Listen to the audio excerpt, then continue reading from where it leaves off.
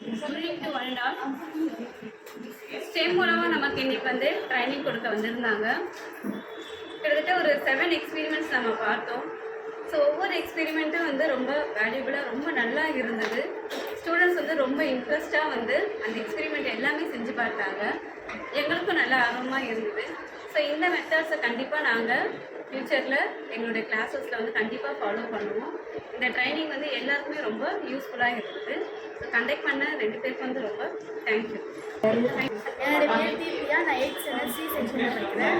இப்போ அந்த எக்ஸ்பீரியன்ஸ் நல்லா இருந்துச்சு. எல்லாமே நல்லா ஆர்வமாக இருந்தோம். எல்லாமே செஞ்சு பார்த்தோம். என் பேர் கெவின். நான் வந்து 9th படிக்கிறேன், GHS நம்பியா Nagar.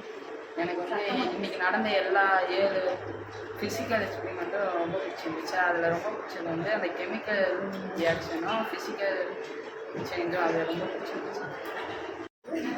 Good morning. My name is Sanjay.